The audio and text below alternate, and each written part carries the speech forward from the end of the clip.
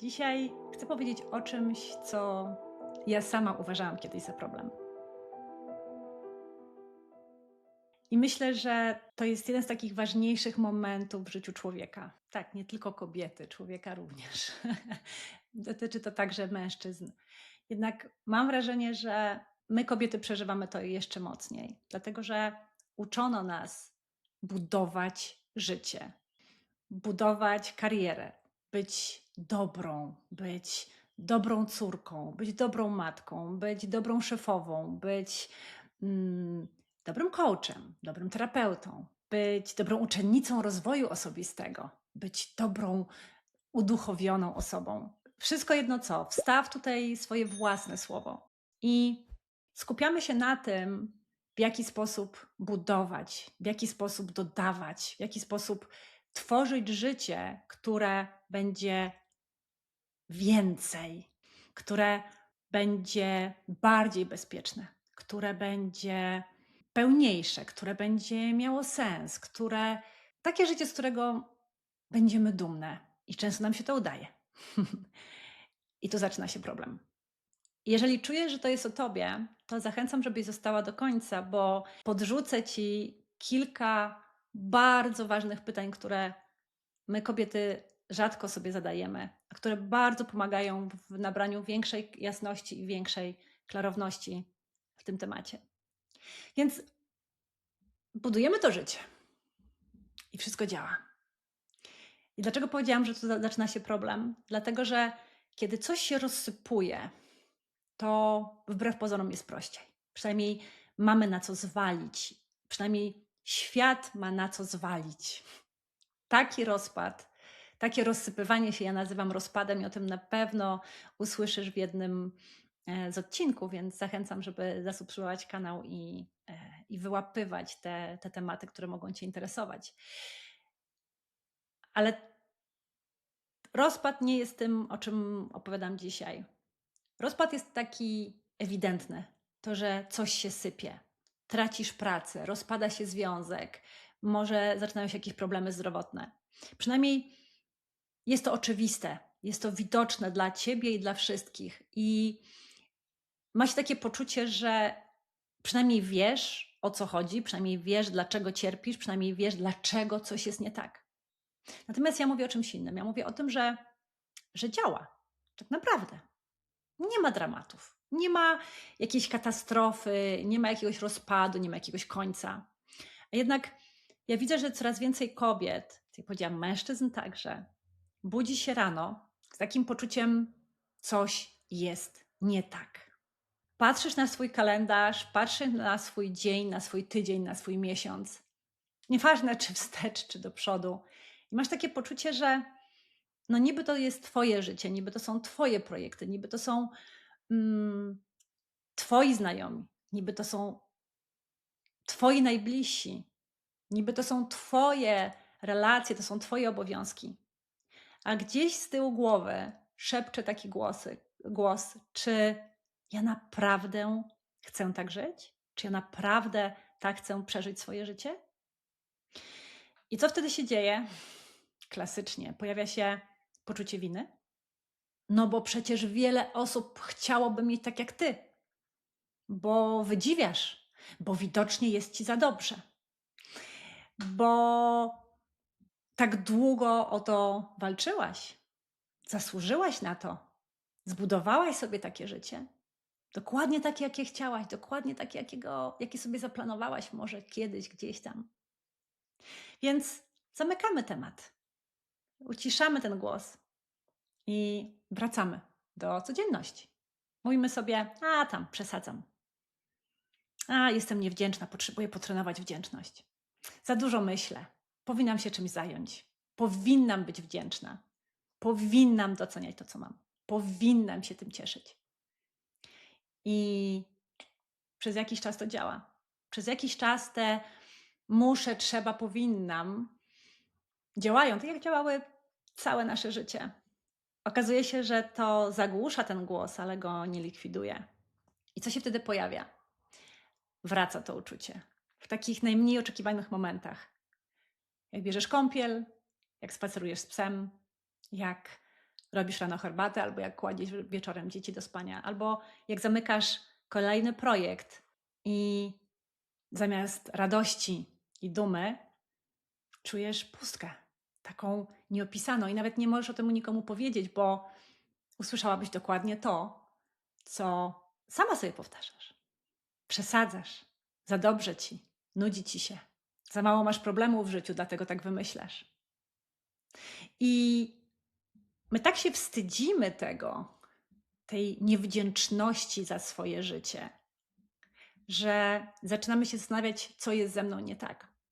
To jest niewiarygodne, jak wiele kobiet w takim momencie przerzuca winę na siebie i uważa, że to ja jestem problemem, to ze mną jest coś nie tak, że jestem niewdzięczna, że nie potrafię być szczęśliwa, że straciłam jakiś wigor, a może mam jakieś problemy zdrowotne, a może brakuje mi magnezu, a może przechodzę, a może takie są objawy perimenopauzy. I zaczynamy się naprawiać. Zaczynamy robić badania. Zaczynamy jakiś kurs. Zaczynamy zastanawiać się, a może potrzebuję jeszcze kursu, a może jakiegoś nowego projektu, czegoś świeżego, a może potrzebuję terapii, a może potrzebuję jakiegoś procesu, a może potrzebuję odpowiedzi. I chciałabym Cię zatrzymać w tym momencie. Bo co jeżeli nie jesteś zepsuta? Co jeżeli wszystko jest z Tobą ok? Co jeżeli to nieprawda, że coś jest z Tobą nie tak? Co jeżeli po prostu przestałaś mieścić się w życiu, które sobie stworzyłaś? Co jeżeli wyrosłaś ze swojego dotychczasowego życia, z tych celów, z tych wartości, z tej checklisty, z tych marzeń? Ja wiem, że to jest bardzo trudne. Ja pamiętam, kiedy ja to pierwszy raz zobaczyłam. I to, tak jak powiedziałam, nie było żadnego dramatu. Nie wydarzyło się nic spektakularnego. Nie było jakiejś tragedii, nie było jakiegoś kryzysu. Po prostu pojawiło się takie ciche zmęczenie i nie wiadomo było do końca czym. Tak jakbym nie mogła się dalej zasilać paliwem w postaci motywacji, adrenaliny, wizją kolejnego szczytu, wizją kolejnego osiągnięcia.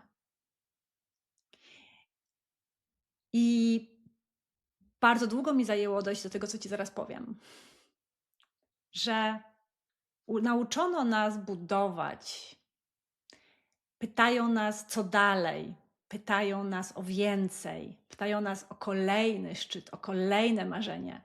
Z tych celów, z tych wartości, z tej checklisty, z tych marzeń. Ja wiem, że to jest bardzo trudne. Ja pamiętam, kiedy ja to pierwszy raz zobaczyłam. I to, tak jak powiedziałam, nie było żadnego dramatu. Nie wydarzyło się nic spektakularnego. Nie było jakiejś tragedii, nie było jakiegoś kryzysu. Po prostu pojawiło się takie ciche zmęczenie i nie wiadomo było do końca czym. Tak jakbym nie mogła się dalej zasilać paliwem w postaci motywacji, adrenaliny, wizją kolejnego szczytu, wizją kolejnego osiągnięcia. I bardzo długo mi zajęło dojść do tego, co Ci zaraz powiem. Że z tych celów, z tych wartości, z tej checklisty, z tych marzeń, nie nauczono nas, jak odpuszczać tożsamości, z którymi tak się zżyłyśmy. I tak jak powiedziałam, one również pełniły swoją funkcję. Najczęściej to był sposób na przeżycie. To był sposób na to, żeby być zauważoną, widoczną. I w dzieciństwie to były świetne strategie. Ja zawsze jak pracuję z takimi tematami, to zawsze Gratuluję tej małej dziewczynce, tej wewnętrznej dziewczynce i mówię, że była bardzo dzielna i była bardzo sprytna, że wymyśliła sobie coś takiego. Natomiast to, co służyło małej dziewczynce na chwilę, zostaje przeniesione w dorosłe życie i nas zatrzymuje, blokuje nas, powodując bezsilność, powodując frustrację.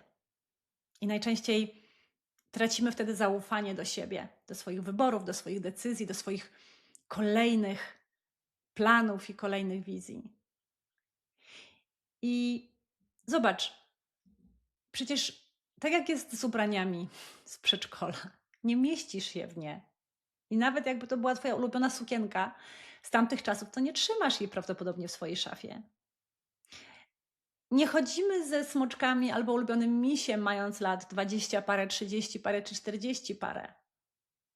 Bo wiemy, że my z tego wyrosłyśmy, że to było dla nas wspierające, jak miałyśmy lat 5-7, ale nie pasuje już do nas i nie wspiera nas, jeżeli masz lat 30 parę czy 40 parę.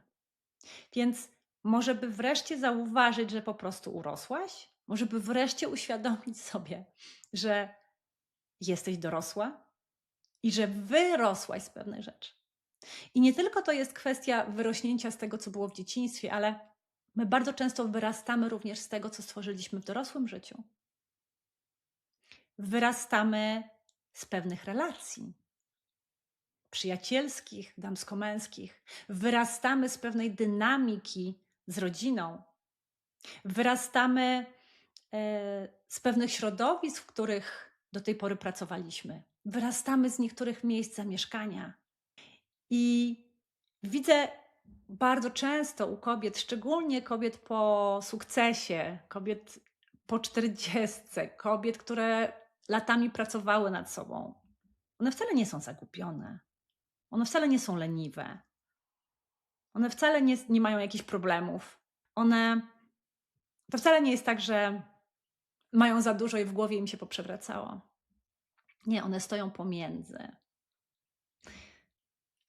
Bardzo wiele osób w tej chwili stoi pomiędzy.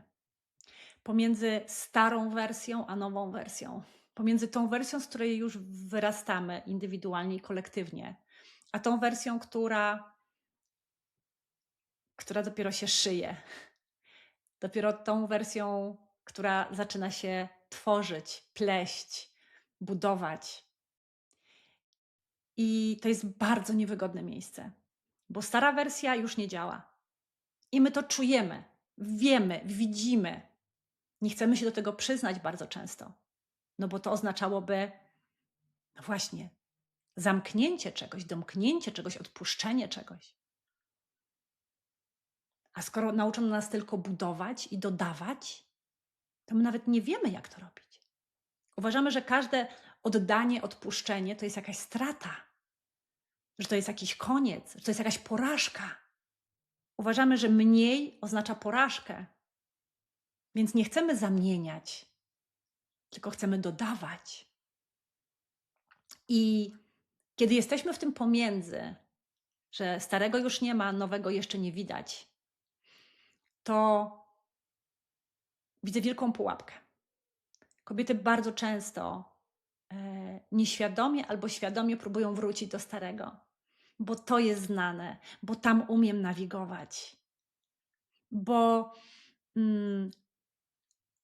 nikt nie będzie widział, że mam te dylematy. Po prostu kontynuuję moje stare życie.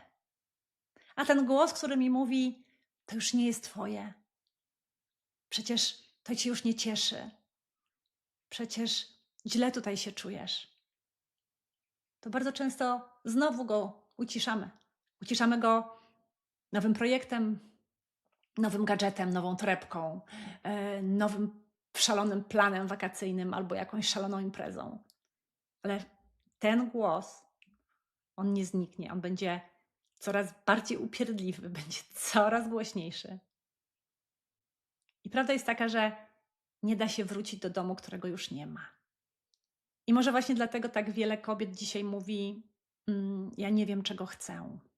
Ale ja pracując z kobietami, słuchając ich historii i patrząc na te dylematy i patrząc na dynamikę, która się zadziewa w nich na poziomie emocji, na poziomie myśli, na poziomie energii, to ja wcale nie słyszę: „Nie wiem, czego chcę”.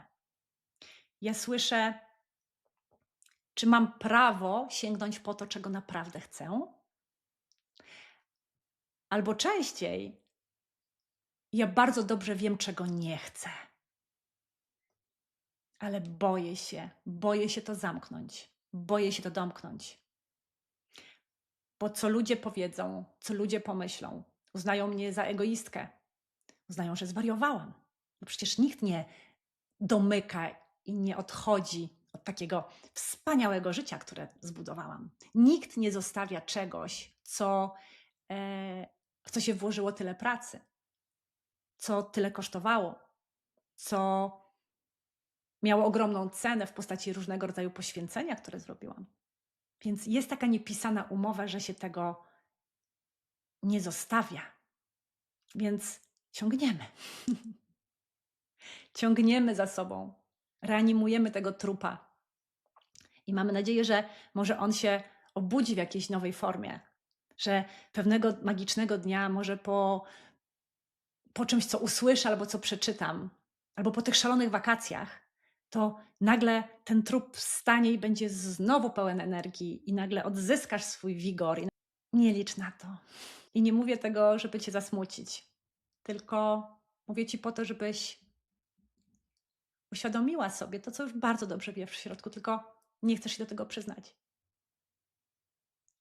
I wydaje ci się, że to, że nie wiesz, czego chcesz, to cię zatrzymuje. Nieprawda. Bo jeżeli wiesz, czego już nie chcesz, to jest pierwszy krok. I ja wiem, że to nie pokazuje nowego kierunku. Ja wiem, że to pokazuje niby tylko, co się skończyło, co już nie żyje, co się przeterminowało, z czego wyrosłaś, co już nie jest prawdą. Ale uwierz mi, że dopóki nie zrobisz porządku z tą częścią, to nowe się nie pojawi, bo ono nie ma się gdzie zmieścić. Ono potrzebuje miejsca. Szczególnie zazwyczaj to nowe, które chce do nas przyjść. Kiedy przechodzimy, kiedy jesteśmy w tym przejściu pomiędzy starym a nowym, to nowe zazwyczaj jest ogromne. Ono jest bardzo nasze. Ono przynosi nam spełnienie. Nie sukces, ale spełnienie. Ono nam przynosi poczucie domu. Takie poczucie, że jestem u siebie. I obiecałam pytania na koniec, które mam nadzieję, że pomogą ci nabrać większej jasności. Zazwyczaj pytamy, co tworzyć, jaki ma być kolejny cel, albo to jak mam naprawić swoje życie, albo jak mam naprawić siebie. A ja cię zapraszam do czegoś zupełnie innego. Zapytaj się siebie tak na spokojnie, co w moim życiu działa, ale już umarło. Co w moim życiu działa, ale już nie żyje. Czyli inaczej, co mnie karmi, ale nie odżywia. I to może być jakieś jedzenie też. To mogą być jakieś relacje. To mogą być miejsce, w którym pracujesz, projekt, którym się zajmujesz, miejsce, w którym mieszkasz. To może być jakaś przyjaciółka, to nawet może być twój partner. Pytanie, czy masz odwagę, żeby to zobaczyć. Na razie tylko zobaczyć, okej? Nie podejmować decyzji, nie zmieniać, nie naprawiać, nie zakładać, że skoro zobaczyłam, to natychmiast muszę to zmienić. Bo jeżeli wyjdziesz z takiego założenia, to nie zobaczysz prawdy. Twój krytyk wewnętrzny będzie bał się nagłej zmiany i tego całego chaosu. W związku z tym on cię tak poprowadzi boczkiem. Więc daj sobie pozwolenie na to, że nie musisz podejmować decyzji teraz, w tym momencie. Że teraz chcesz tylko zobaczyć, co w moim życiu działa, a już nie żyję? Co mnie karmi, ale mnie nie odżywia? Tylko zobacz. I od tego zobaczenia zaczyna się nowy rozdział. To zobaczenie jest początkiem tego nowego. To zobaczenie ustawia cię w kierunku tego, co chce do ciebie przyjść. Ustawia cię do prawdy i ustawia cię do tego, co jest szyte na miarę, na dziś, na teraz. I to jest zupełnie, zupełnie inne doświadczenie. Dziękuję i do zobaczenia w kolejnym nagraniu.